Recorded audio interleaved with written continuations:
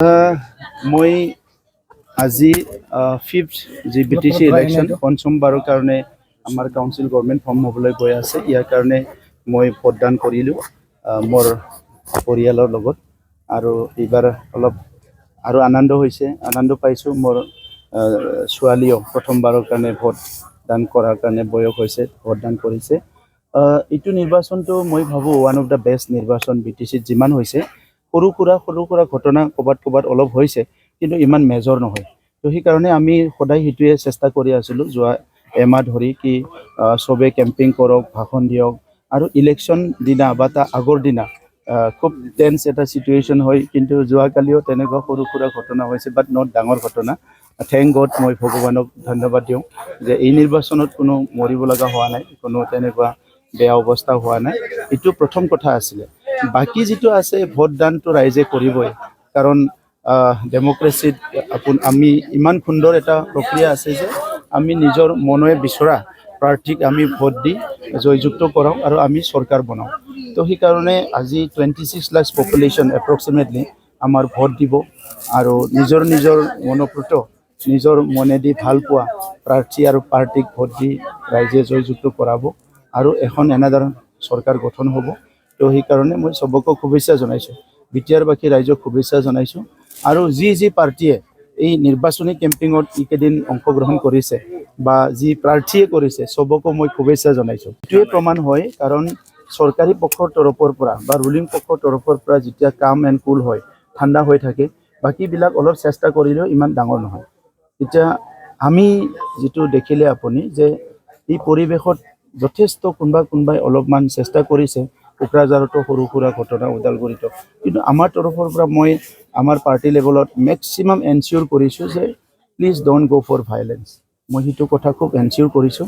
আৰু মই দুখিত যদি ক'ৰবাত তেনেকুৱা ভুল হৈছে, বাট মই আমাৰ পাৰ্টিৰ মানুহবিলাকক সকলোকো মই ফাৰ্ষ্ট ডে ওৱানৰ পৰা ৰিকুৱেষ্ট কৰি আহিছোঁ, প্লিজ ডণ্ট গ' ফৰ এনি কাইণ্ড অফ ভাইলেঞ্চ।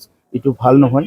আৰু এইকাৰণে হ'ব পাৰে কি আমাৰ পিছৰ যিটো কেম্পিং লাষ্ট 5 years, এইটো খুব মানুহে বুজি পাইছে, আৰু মানুহৰ মুখে মুখে এটা কথা আহিছে এতিয়া যে আমাক শান্তি লাগে। 5 বছৰ শান্তি পালোঁ, আৰু অনাগত দিনতো শান্তি লাগে। গতিকে আজি আমাৰ দলটোৱে মানে শান্তিৰ কেম্পিং কৰা এটা দল। তো সেইকাৰণে আজি চবে একচেপ্ট কৰিছে, খুব ভাল হৈছে। মই এইটোৱে বিচাৰোঁ চবে আজি গধূলিলৈকে যাতে ফ্ৰী এণ্ড ফেয়াৰ হয়, কাউণ্টিংটোও ফ্ৰী এণ্ড ফেয়াৰ হয়, কোনো ধৰণৰ গণ্ডগোল নহয়। আৰু ভাৰতৰ প্ৰধানমন্ত্ৰী ডাঙৰীয়াই যিটো কৈছে, মাদাৰ অফ ডেমক্ৰেচিৰ মাতৃ ভাৰতবৰ্ষ এতিয়া। গতিকে ডেমক্ৰেচিৰ মাতৃ হিচাপে ভাৰতবৰ্ষখন আগুৱাই নিয়াত আমি চবে একত্ৰিত হ'ব লাগিব, আৰু গণতান্ত্ৰিক প্ৰক্ৰিয়াটো সদায় ফ্ৰী এণ্ড ফেয়াৰ হ'ব লাগিব। মই নাম্বাৰটো আগে পিছে নকওঁ, আজিও নকওঁ, কিন্তু ইলেকশ্যন কেম্পিঙৰ সময়তো মই কৈ আহিছোঁ যে আমি ছিংগল লাৰ্জেষ্ট পাৰ্টি হ'বলৈ গৈ আছোঁ। আজিও মই সেইটোকে ক'ম, ছিংগল লাৰ্জেষ্ট পাৰ্টি হ'বলৈ গৈ আছোঁ। কিন্তু নাম্বাৰটো যিহেতু ৰাইজৰ ওপৰত নিৰ্ভৰ কৰে, তো সেইকাৰণে মই নাম্বাৰটো নকওঁ আজি। আজিৰ নিৰ্বাচন হৈ যাওক, পিছত ক'ম মই। বেলেগ বিষয়বিলাক চালোঁ, তাৰ ভিতৰত চবচে প্ৰয়োজন মই 5টা বিষয় লৈ ল'লোঁ।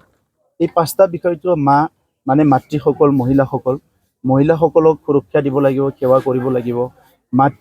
মাটিৰ অগণন সমস্যা আছে বড়োলেণ্ডত।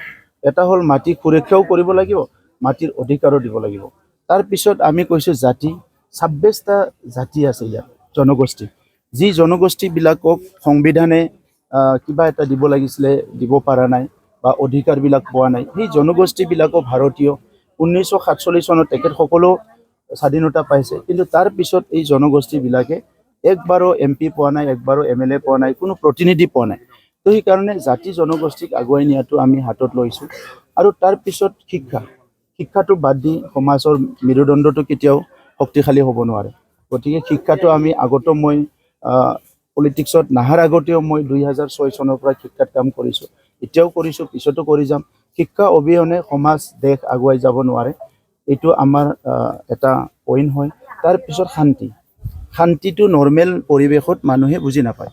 আজি শান্তি আছে, একো বুজি নাপায়। কিন্তু অশান্তি যেতিয়া হয়, ক্ষুদ্ৰ বা আমাৰ যিবিলাক গৰীব শ্ৰেণীৰ মানুহ, দুখীয়া শ্ৰেণীৰ মানুহ, মহিলা, শিশু, এইসকলে বহুত কষ্ট পায় যেতিয়া এটা অশান্তিৰ পৰিৱেশ হয়।